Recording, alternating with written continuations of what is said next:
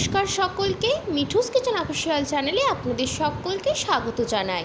আশা করি আপনারা যেখান থেকে আমার এই ভিডিওটি দেখছেন আপনারা সকলে ভালো আছেন এবং সুস্থ আছেন। আজকে আপনাদের সাথে শেয়ার করে নেব মুগ ডালের খাস্তা কচুরির রেসিপি। তাহলে চলুন রেসিপিটি শুরু করা যাক।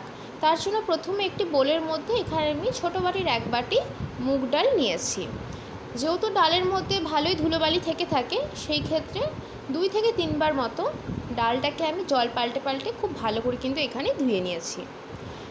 জল পাল্টে পাল্টে ধুয়ে নেওয়ার পরে আমি এখানে ডালের মধ্যে বেশ খানিকটা পরিমাণ জল দিয়ে 4 থেকে 5 ঘন্টা মতো ভিজিয়ে রেখেছিলাম। যতক্ষণ বেশি সময় ধরে ভেজানো যাবে ততই কিন্তু ডালটা খুব সুন্দরভাবে পেস্ট হবে। 5 ঘন্টা পর আপনাদেরকে দেখিয়ে দিচ্ছি কত সুন্দরভাবে ডালটা কিন্তু ফুলে ফেপে উঠেছে এবং খুব সুন্দরভাবে ভিজে গিয়েছে। ঠিক এই পর্যায়ে আমি ডালের জলটা কিন্তু দেব না, যেহেতু ডাল পেস্ট করার সময় অনেকটা পরিমাণেই পাতলা হয়ে যায়, সেই ক্ষেত্রে এখানে তো ডালের জলটা আমি ব্যবহার করব না।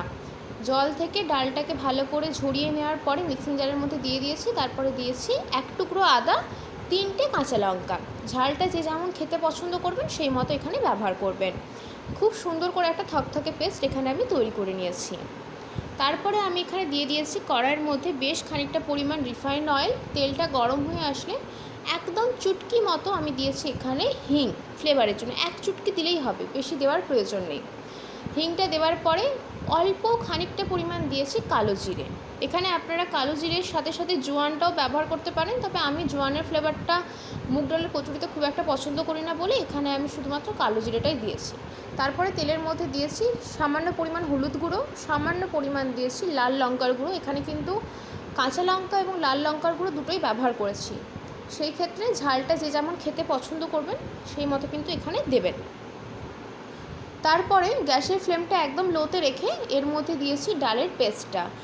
গ্যাসের ফ্লেম লোতে রাখার একটাই কারণ, যেহেতু ডালটা রয়েছে তেলের মধ্যে সঙ্গে সঙ্গে দিচ্ছি, কড়াইয়ের গায়ে কিন্তু লেগে যাওয়ার চান্স থাকতে পারে। এবং গুঁড়ো মশলাগুলোও যেহেতু তেলের মধ্যে দিয়েছি, সেই ক্ষেত্রে মশলাগুলো পুড়ে যাবে, সেই জন্য প্রথম থেকেই গ্যাসের ফ্লেমটা লোতে রেখে দেবেন যতক্ষণ ভালোভাবে তেলটা গরম হয়ে যাওয়ার পরে। তারপরে এর মধ্যে পরিমাণ মতো নুন দিয়ে দিয়েছি। নুনটা দেওয়ার পরে খানিকক্ষণ একটু নাড়াচাড়া করে নেব, কারণ মুগ ডালের যে কোনো ডালেরই একটা কাঁচা গন্ধ থাকে, সেই জন্য পুরটাকে একটু তেলের মধ্যে যদি ভালো করে ভেজে নেওয়া যায় কাঁচা গন্ধটা চলে যায়। ঠিক এই পর্যায়ে আমি দিয়েছি 1 চামচ ছোলার ছাতু বা ছোলার বেসন, যেটাই বলেন না কেন যে কোনো একটা আপনারা দিতে পারেন। খুব ভালো করে কিন্তু এটাকে বাইন্ডিং করে নেব, এবং এটাকে ব্যবহার করেছি আমি বাইন্ডিং করার জন্য, যেহেতু ডালটা অনেকটা পরিমাণে পাতলা, সেই জন্য যাতে খুব সুন্দরভাবে আমরা পুরটাকে কচুরির মধ্যে ভরতে পারি, সেই জন্য এখানে আমি ছাতুটা দিয়েছি। ছাতুও দিতে পারেন, বেসনও দিতে পারেন, যে কোনো একটা দেবেন। খুব ভালো করে এখানে একটু নাড়াচাড়া করে নিচ্ছি, এবং যখন দেখবেন এইভাবে কড়াইয়ের গা ছেড়ে দিচ্ছে, মানে কড়াইয়ের গা ছেড়ে চলে আসছে, তখন বুঝবেন যে আমাদের কিন্তু এটা মোটামুটি পুরটা রেডি হয়ে গিয়েছে। এবং যখন রেডি হয়ে যাবে তখন খুব সুন্দর একটা স্মেল বের হয়, মুগ ডালের কাঁচা যে গন্ধটা সেটা একদমই চলে যায়। ঠিক এই পর্যায়ে দিয়েছি সামান্য পরিমাণ চিনি। যে কোনো ডালের কচুরিতে একটু মিষ্টি দিলে খেতে ভালো লাগে, সেই জন্য এটা অপশনাল, আপনারা চাইলে দিতেও পারেন নাও দিতে পারেন, তবে দিলে টেস্টটা খুব ভালো আসে। তারপরে একটা ভাজা মশলা দিয়েছি। ভাজা মশলার মধ্যে রয়েছে গোটা ধনে, গোটা জিরে, গোটা মৌরি এবং শুকনো লঙ্কা ড্রাই রোস্ট করে সেটাকে আমি গুঁড়ো করে নিয়েছি। সেই মশলাটাই খানিকটা পরিমাণ দিয়েছি। এই মশলাটা ব্যবহার করলে খুব সুন্দর একটা টেস্ট আসে, এবং আর আলাদা করে কোনো মশলা দেওয়ার প্রয়োজন নেই। এই একটা মশলা দিয়ে কিন্তু কচুরিটা বেশ ভালো লাগে খেতে। খানিকক্ষণ নাড়াচাড়া করে নিয়েছি।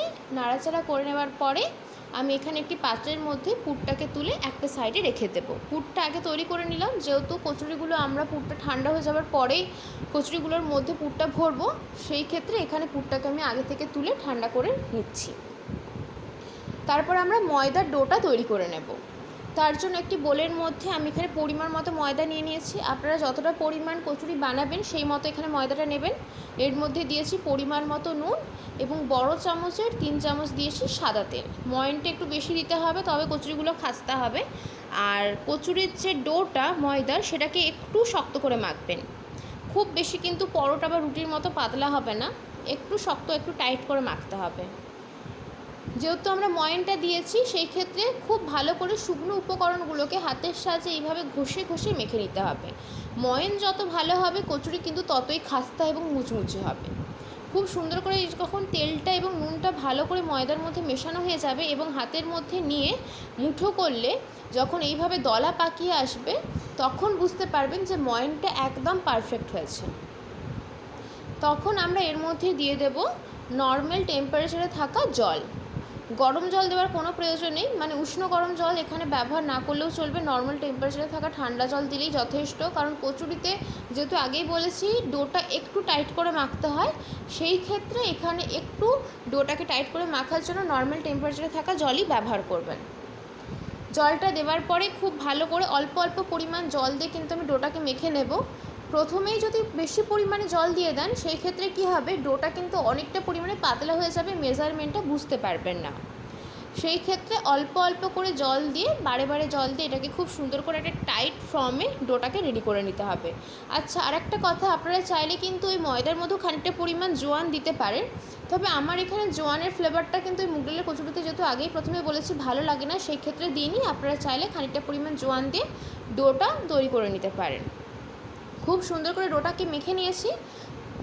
ডোটাকে মেখে নেওয়ার পরে আমরা ছোট ছোট আকারে কচুরিগুলো তৈরি করব, মানে নর্মালি আমরা যে লুচির সাইজটা বানাই তার থেকে ছোট আকারে করব। সেই জন্য কিন্তু লেচিটা এই সাইজের হবে, লেচিটাকে একটু বড় রাখতে হবে। তার কারণ হচ্ছে লুচি আকারে আমরা যেভাবে লেচিগুলো তৈরি করে থাকি সেই রকমই লেচি রাখবো, যেহেতু একটু মোটা হয় এই কচুরিগুলো, সেই ক্ষেত্রে লেচিটা বড় রাখতে হবে, সাইজটা কিন্তু কচুরির ছোট হবে।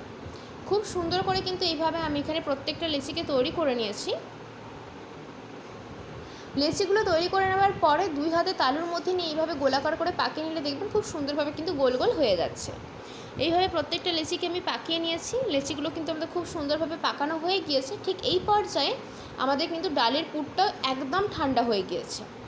ঠিক সেই সময় আমি এখানে ছোটো ছোটো বাটির আকারে গড়ে আমরা যেভাবে পুর ভরা পরোটা বা কচুরি তৈরি করে থাকি সেম পদ্ধতিতে ছোটো ছোটো বাটির আকারে গড়ে এইভাবে মুখটাকে আমি কিন্তু বন্ধ করে দিয়েছি এবং এইভাবে দুই হাতের মধ্যে ভালো করে পাকিয়ে নিয়েছি। তারপরে আপনাদেরকে আমি এখানে আবারও একটা কচুরি গড়ে দেখিয়ে দিচ্ছি।